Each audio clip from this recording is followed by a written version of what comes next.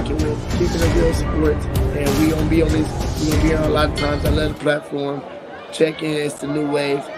Like, follow, subscribe, and do all that good stuff.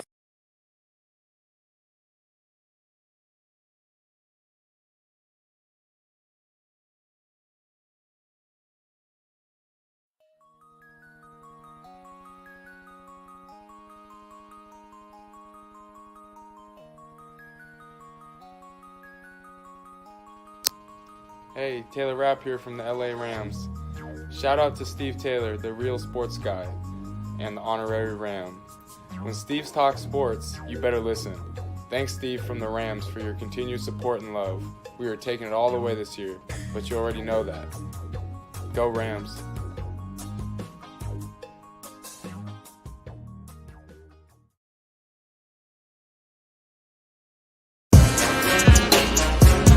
Come on, come on. Told you I got you. Wanna talk about his game, he can talk about it. Tennis, match, golf, he can talk about it. Don't matter what it is, he can talk about it. Any sport dude, he know about it. Save your boy bum, don't doubt it. If he tell you that it is what it is. The real sports guy in the Sandman. Talk show game in the bag, man. Rep, don't have to throw the flag, man. Steve Taylor, Andy Sands. It's over, OVA. Game over, they don't play. From the fourth quarter to the ninth inning. NASCAR wheels keep spinning. To the 18th hole, he's still in control. Guy on the go. Coach never missing the play, cause he know the deal. This keeping it real. Sports. Come on. Keeping it real. Yeah. Let's go. Oh, that's exactly what we do. We keep it real right here. Welcome to the podcast. I'm your boy, the real sports guy, Steve Taylor. He is the Sandman, Andy Sanzada. It is Super Bowl week. No Taylor Rapp. The Rams aren't going to the Super Bowl. It's going to be the Chiefs and the Eagles, and we can't wait to give it to you all of the Super Bowl coverage. But Andy, something crazy broke out this week. It was called an NBA, man. What a wild week, man. Give me your thoughts, man. Yeah, listen, the trade deadline came and passed on Thursday, and we've got a lot to talk about, Steve. Not just about the Super Bowl, because it was one of the busiest, if not the busiest, trade deadline we've ever seen since we've been starting this show. Historic trade deadline. Yeah. Wow. It's been an historic week, and we've got it. Let's share it with you. It's hot off the press.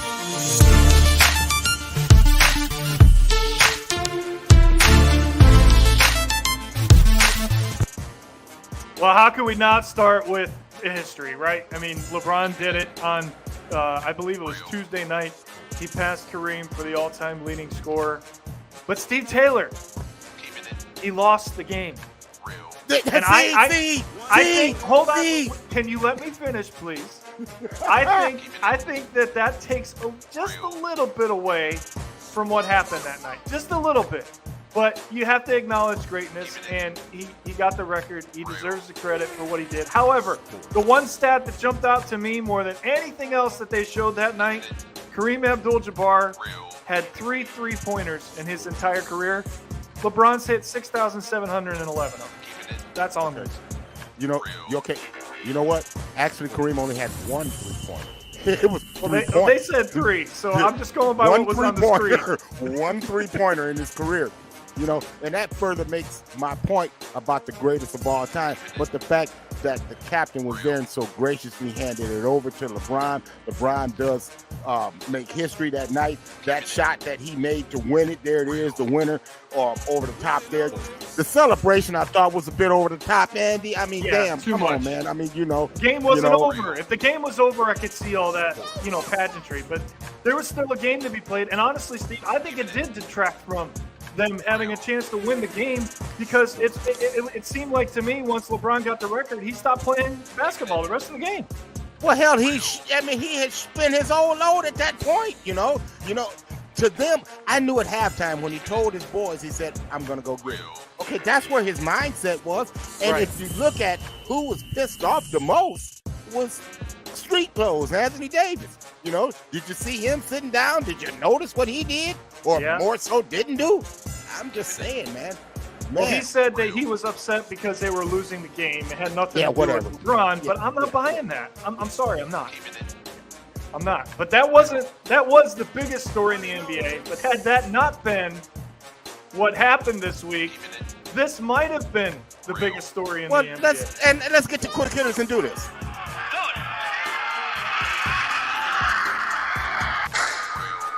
Quick.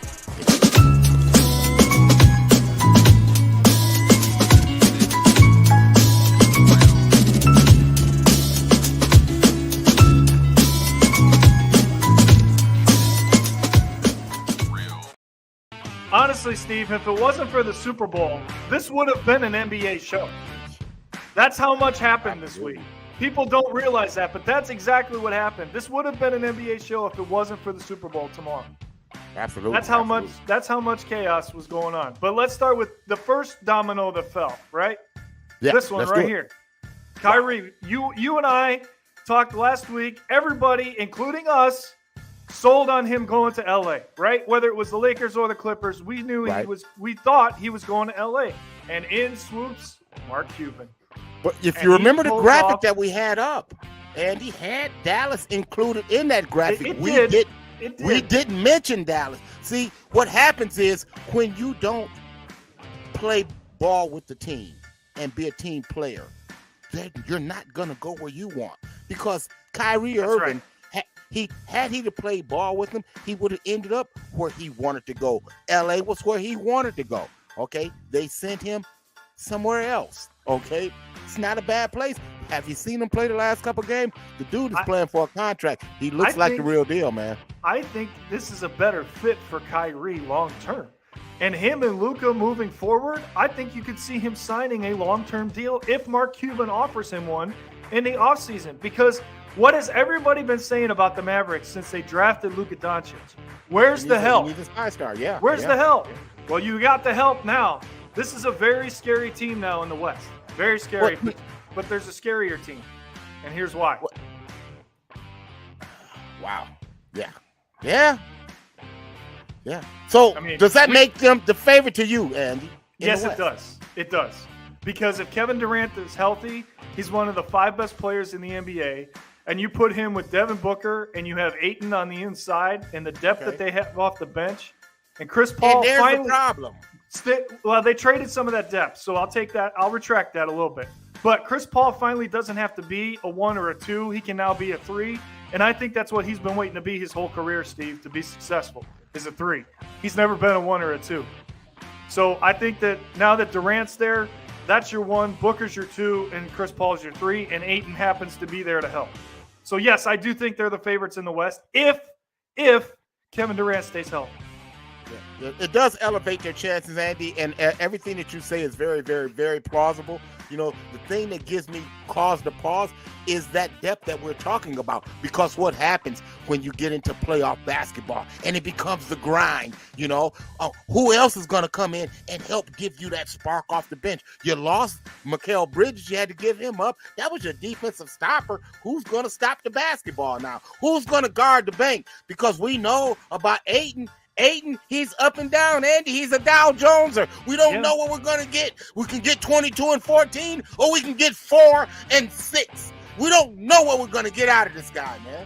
That's true. I mean, you know, I understand that, but on paper, Steve, you have to do the analytics, right? On paper, they have to be the favorites now because they were starting to play really good basketball before this trade. Now you add him into the mix.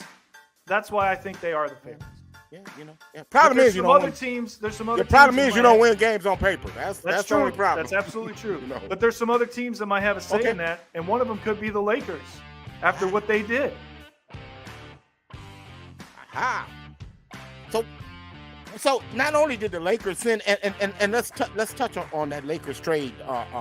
The Lakers, they get D'Angelo Russell. They sent him to the Jazz. They acquired D'Angelo Russell and Malik Beasley. That's the key and one, Jared Steve. Vanderbilt. Yes, Malik Beasley is the key in that deal, not D'Angelo Russell. And here's what I want you to look at, Andy, is I want you to look at the roster shaping moves that the Lakers are making. These are adult moves that the Lakers are making to become a team that is not so dependent on street clothes and LeBron. Now they've got pieces. Rui Hashimura, that one flew under the radar. Then they quietly sent Patrick Beverly to Charlotte, and they got Mo Bamba. Now they got a big to help protect the bank, to help give them size and depth on the inside. Although they got rid of Thomas Bryant, but they got back draft capital that they lost in this trade. So I like what the Lakers and Jeanie Buss are doing, man. Yeah, me too. And I think that Mike Conley going to the Timberwolves will secure them a playoff spot. I really believe that now they have a true point guard to work with Cat, that's what they were missing. And Russell Westbrook could potentially be a nice fit in Utah as well. Lauri Markkanen is their main fit. Look for my sources are telling me the buyout is very plausible. What I'm being told is Utah has appealed to Russell. They can't promise Russell any kind of playing time because they're going with the youth movement. Russell understands that. He understands and he appreciates them being so upfront and honest. But, however, they look for the buyout for players like Russell Westbrook, for players like John Wall, who got sent to the Rockets. They're going to release him. For players like Danny Green. Danny Green, I'm hearing, may be getting picked up by the Cavaliers, Andy. These are the moves that I'm hearing, the under-the-radar moves that we'll be talking about in the weeks to come. All right, so before we get into all of the Super Bowl stuff, because we got plenty of time, let's recap the deadline a little bit here. And let's talk about some winners and some losers. Now, you and I agree that the Lakers are a winner, correct? I like what they've done. Yeah, I like what they've done. All right. But, So but the other team, we'll call them a winner. how about the Clippers? Yeah, did they do enough, Steve? They get Eric Gordon in the 3-team deal. They sent Luke good Kennard trade to the Grizzlies. They get rid of John Wall, sent him back to Houston, and the thing, they get Mason Plumlee, and then they get a shooter, Bones Highland, from the Nuggets. So they've kind of reshaped their team. I kind of like what they've done, man. I think that they're a winner. Quietly. Well, you're the NBA insider this week, on another show. So I'm kind of deferring this one to you a little bit. Listen, I'm going to say, I know you're wanting my opinion on the Cavs, right? Because you always do. And I think they're a winner because they're really starting to figure it out, and that chemistry and continuity is being built, Steve.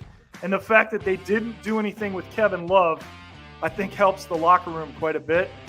I know everybody expected them to maybe give him a buyout because he's got a $29 million expiring contract. But, I think having him there for team support, having him there for Ricky Rubio, things like that goes under the radar. But that matters. As you get into the playoffs and you have a veteran like him, that matters, okay? So that's all I'm going to say about the Cavs. If they pick up Danny Green, that's a win. Without question, they could use some more shooting. It would take a lot of pressure off of Mitchell and Garland. But losers, who do you have as your top loser in the trade deadline? Because I'm really curious to see who your top loser is for this one. Well, I got Milwaukee as a winner too, by the way. Picking up Jay Crowder was a big move. Man, on paper, man, people are going to say the Nets. They don't know what the hell they're doing. But it is what it is. I tell you, that. It remains to be seen. I like that young talent that they have. I really like the Nets. All right. What about the Knicks? Are the Knicks a winner for getting Josh Hart? Man, that's a good gritty player, man. Real good gritty player. And a teammate of Jalen Brunson, so they're back together. Yeah. I like what they've done. I tell you what else I like, man. What's going on, man? Is our team of the week, Andy? Is the Bucks, man? I mean, God, man, listen, 10 in a row. If it wasn't for that, we actually would have put the Cavs here. The Cavs. We really were going to put the Cavs here, but you can't ignore greatness, like we talk about all the time on this show. And listen, 38 points a game, 10 in a row. I mean, come on, MVP, lock it up right now, because if he keeps that up, nobody's going to touch him. Hey, but you know what? There's this small game going on tomorrow called the Super Bowl, man. We got a few storylines. Let's do it.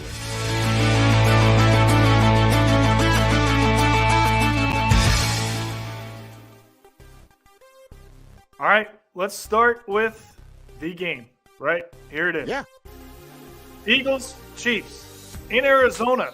Steve, I think it's very interesting that this game is being played on turf because that is going to factor into how this game plays out more than people realize, right? I mean, that changes a little bit of the dynamics of each offense. Well, we'll get into those dynamics here in a moment, but man, I tell you, the one dynamic that hasn't changed, man, is the MVP of the damn league, and that happens to be my homie Patrick Mahomes, the MVP. Was it ever a doubt? You know, and then it's a damn shame that they just couldn't make the man unanimous. What could he not be unanimous because Tom Brady was unanimous? Stop it. We all know who the damn MVP is. It's my homie. I think he wasn't unanimous because I'm guessing the people that didn't vote for him voted for the other quarterback in the Super Bowl, right? Jalen Hurts. Okay. That's a guess. I don't know these facts, but I'm just saying. All right. You know what else happens during the Super Bowl? We have to hear from somebody we don't want to hear from, ever. Yeah, but man, it was interesting, some of the things that he had to say, Andy. I mean, damn. You know, he actually had the unmitigated gall to address the officiating in the NFL here lately. And you know what he had to say, Andy? Tell us what he said. I don't think it's ever been better. I think that you are just covering your ass for all the botched calls, especially ones like this that had a major impact on an outcome of a playoff game. Major. But I don't think it's ever been better. I'm just saying. You know what? I tell you what's never been better. You know what's major? This is major, and I'm very happy for you that you get to celebrate this in Black History Month. Wow. Yeah, man. You know, that is like one of the underlying themes in this, and the fact that we had to kind of remind us that we're even to talk about it, because in the past this would have been such a big deal, but now it's starting to become just another fact about the Super Bowl, and that's the way it should be. Yeah. Well, congratulations. I just wanted to say that. But how about them Cleveland boys, huh? Man, it's the Kelsey Bowl. It's the Kelsey Bowl. So listen, it's like we said last week. Mama Kelsey's getting a Super Bowl ring. No matter what happens, she's going to get a Super Bowl ring. Another one. DJ Khaled and another one. Yeah. So, I mean, they each have one. So now it's who gets the second one, right? Yeah, another one. We'll find out who gets that in a little bit. So it's been quiet all week at the Super Bowl, Andy. The big story of this week has been Patrick Mahomes' ankle and his health of his ankle. But Andy, I got insight. Man, I've been digging deep. I've been doing my work as an insider. I've been getting it. I got the x-ray of his ankle, Andy, and you know what I found out? He got dog in him. You know, you put a lot of overlays together. This might be my favorite one. That is just spectacular. I don't even know. Listen, he is the reason. Well, no, I can't spoil it. It's too early. I can't. See, I've been on another show that's been trying to get make predictions all week that I won't do. Yes. Yeah, you do it here. We do it here first. Then we go to that show after this and do that. All right, so let's start breaking this thing down because now we're running low on the clock here. Let's do it. All right. The Eagles offense, Steve Taylor. This is a scary offense. Again, it's on turf. These guys are they that good to where Kansas City should be concerned, or is this just another offense that Steve Spagnuolo knows how to scheme against? Man, that offense is, very, very scary. The ability to be able to take one play and get 5 different looks off of that play based off what the defense is giving them. Let's get into it and look at it. When we break down the Chiefs' defense, the Steve Spagnuolo, what he's giving you, the different schemes that he's giving you, the exotic looks, he's going to have to come up with something exotic because the Eagles are going to go jumbo. It's not going to be any guesswork, Andy. They're going to line them up. They're going to come right at you. Let me ask you flat out. Eagles defense, Eagles offense, Chiefs defense, who you got? You know, on paper it's the Eagles offense, but there's just something that I saw in that AFC Championship game from the Chiefs defense. I'm going to go with the Chiefs defense, Steve. I really think that they are starting to come into their own, and they're tired of people saying that they are going to cost the Chiefs the Super Bowl. Okay. You made me go Denzel Washington on you. Okay. All right. Okay. All right, let's flip the script now. Okay. Chiefs offense, Eagles defense. Hassan Reddick has the second most sacks in the NFL in the last 5 years. Myles Garrett has more. But he has been a special part of that defense. And 1 through 7, in terms of their front seven, might be the best in the NFL this year. But is it number 15 on the other side? Man, yeah. They got the MVP. So who you got in this scenario? You let me pick the last one. I'm making you pick this one. Well, see, when I look at it as offense versus defense, I really have to look at all layers of it. And I know that the Chiefs offense has my homeboy, and I know that they have Travis Kelce. But I look at all of the playmakers that Eagles defense has. You mentioned Hassan Reddick. Yep. He's got 2 compadres that have 11 sacks. And then Fletcher Cox has 8 sacks. Like, these dudes have 70 sacks on the season. They get after the quarterback. Yep. So, going on those units alone, I got to go with the Eagles, man. Okay. All right, now let's really break this thing down. All right, we're going to talk about who has the advantage in each one of these scenarios, okay? Okay. I think we agree on the quarterback. It's got to be Mahomes because Mahomie. He's going to be one of the greatest ever, but experience also factors into this, Steve. He's played in 2 other Super Bowls, right? So let's give the check mark over to Mahomes on that one. Okay. I also think we agree that the Eagles have more weapons overall on offense. When you talk about not just the quarterback and the running back, but the wide receivers, they've got Dallas Goedert at tight end. You got to count the offensive line as a weapon, Steve. You have to. So I think we agree that it's the Eagles' weapons, right? Right. All right. Based on what you just said, I think we have to agree that it's the Eagles' defense that's better. Yeah. This is an interesting one to me because both teams are very good at special teams. But Harrison Butker has done it before. Not only has he kicked game winners, but he's done it in crucial games. I think for that reason alone, even though Elliott might have a bigger leg, I think that reason alone, you got to give the edge to Kansas City as far as the special teams go. Yeah. Harrison Butker, you're right. Even though he don't kick that 60-yard field goal, and no, sister, that was not a flop by Patrick Mahomes. He got shoved out of bounds. Much to my chagrin, he got shoved out of bounds, and Butker was able to kick the field goal to send them and not the Bengals, but that's another show. Yeah, that's another show, and I'm tired of hearing Cincinnati fans whine. Head coach, this has to go to Andy Reid. He's won one before.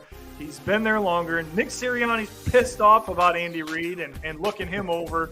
So I think that actually is going to hurt Philadelphia. So now we've done all the breaking downs. We've done all the analytics. So who you got? Here it is. The infamous Steve Taylor pick. You want me to make mine so that you have all the pageantry? Because I'll be happy to do that for you. I'll give you the spotlight. Because mine's quick and easy. Who you got? I got the Chiefs. I just think the experience that they've had. I know that Mahomes doesn't want to lose another Super Bowl and be brought into those conversations. Too much is driving him right now. He just won MVP. I just think Jalen Hurts is going to make one mistake that he hasn't made all year. So I got the Chiefs. Man,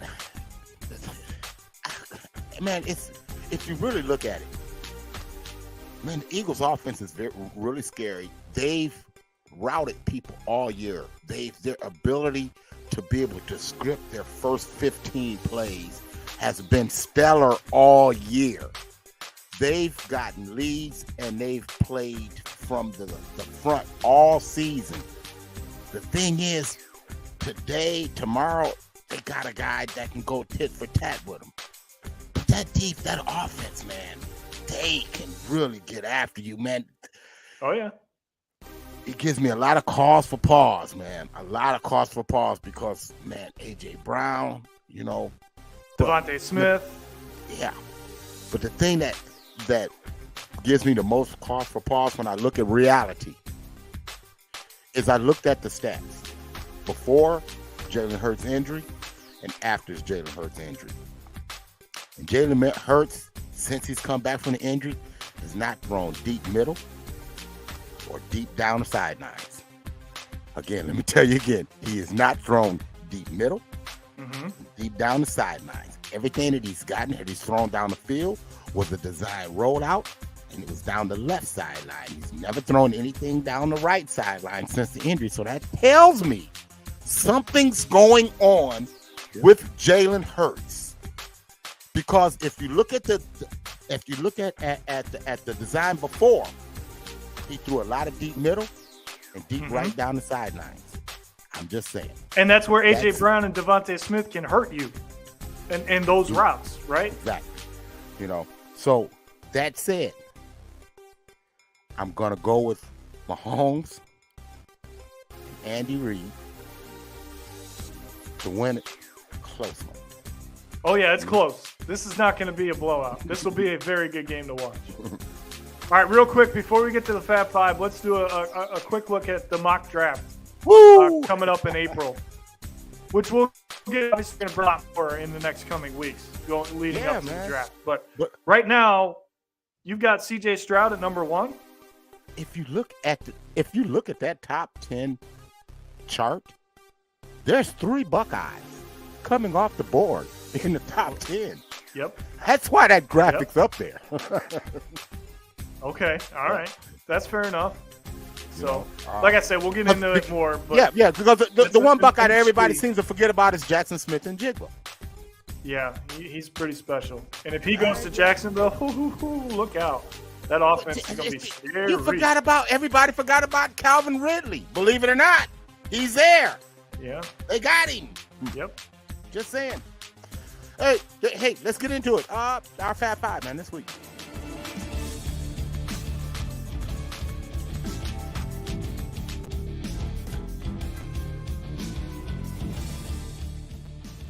All right, Steve, a team returns to the Fab Five for the first time in a long time, but the Jayhawks are back in. We've got them at number 5.